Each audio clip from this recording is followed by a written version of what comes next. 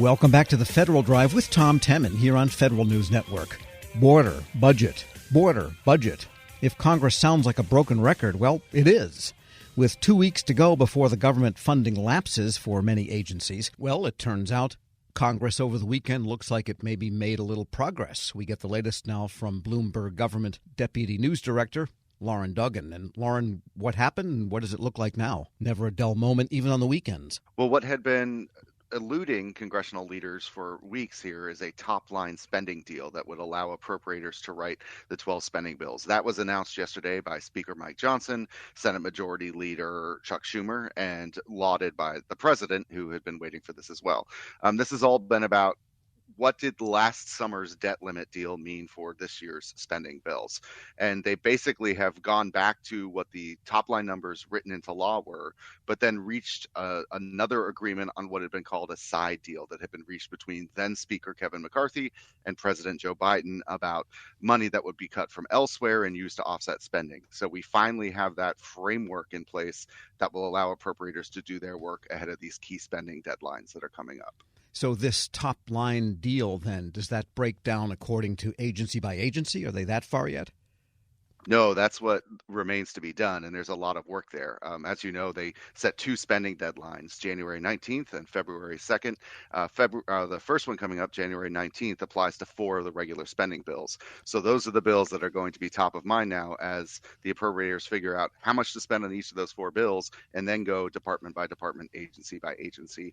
And key to that still is going to be figuring out what policy writers make it in, because that could determine whether or not those bills can make it through both chambers. Right. So the top line number, though, must have some rough idea behind there of agency by agency, because the $1.6 trillion, whatever it is based roughly on what the agency submitted or what the administration put in for its 2024 request. That's right. And we saw Senate spending bills that were written closer to that number, although they had some emergency spending and other funding as well. So there could be a roadmap closer to that if you're looking for $1.59 trillion.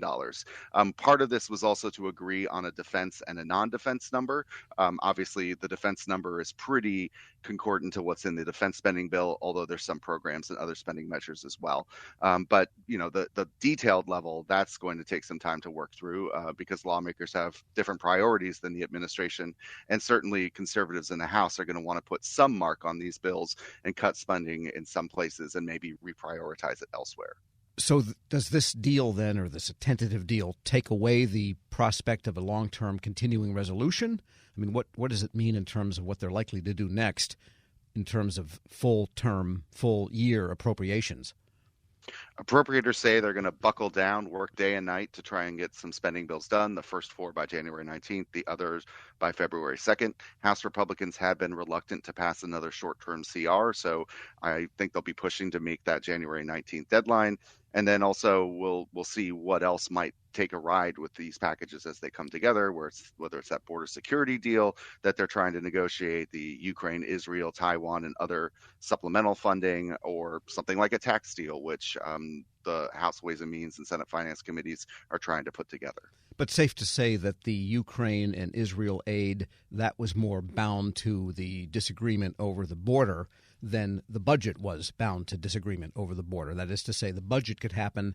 The supplementals are still hung up with politics and disagreement over the border. That could be. And some House Republicans, after visiting the border last week, want to tie regular funding to the border security legislation, but we'll see if that dynamic plays out or if this top line deal smooths the path for things to move, even if that's not ready to go. So we could see kind of a 2-phase process, one for the next couple of weeks and then one for the later February deadline. So a lot more to follow yet, as the boys and girls on the Hill learn to get along. Yes, there's a long path ahead of us here before February 2nd, to be sure. And there are also hearings coming this week, like the Mayorkas impeachment, possibly the President Biden impeachment. And so the Democrats came up with, well, here's the foreign money that went to former President Trump.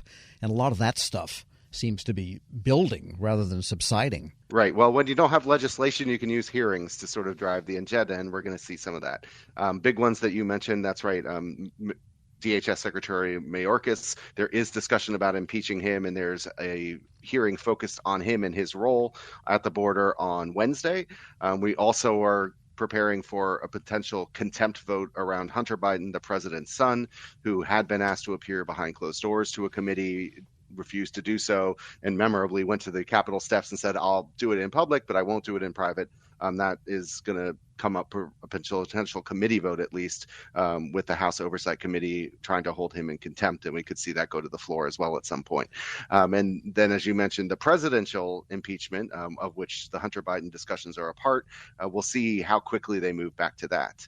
And another behind closed doors thing, so it won't be public, Anthony Fauci is being brought to the Hill for a couple days next week to answer questions about his role in COVID-19 policy going back to the onset of the pandemic and perhaps even the origins before that. So a lot happening both in front of and behind the scenes on these investigations that will churn for pretty much the rest of the year, probably.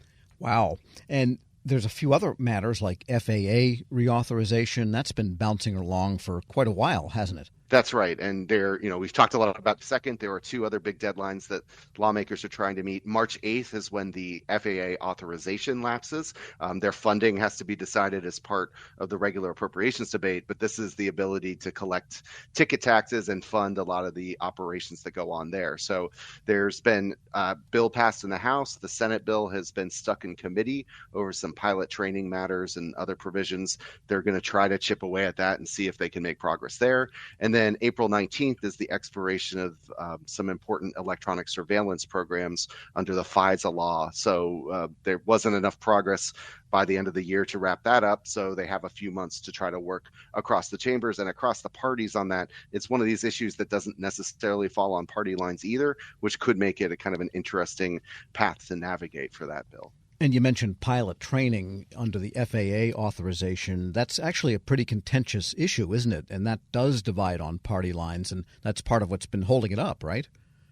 It has been holding it up. There's been some effort to make some changes in the Senate bill. The House started down that path and decided to maintain the current training hour requirement. So we'll see what the Senate can resolve there. It seems to me like overall the FAA bill, there is bipartisanship. The House bill was a very lopsided vote in favor. So if they could work out their disagreements on these things, you see a path forward for that one, perhaps more clearly than others. But obviously there's been obstacles holding that up for months now. Loren Duggan is Deputy News Director at Bloomberg Government. As always, thanks so much. Thank you. And we'll post this interview at federalnewsnetwork.com/Federal Drive. Hear the Federal Drive on demand. Subscribe wherever you get your podcasts. 57 past the hour. This is the Federal Drive with Tom Temin. For the latest updates, stay with federalnewsnetwork.com or follow us on Facebook and LinkedIn. Up next, the top national headlines from CBS News and the Federal Newscast. I'm Tom Temin.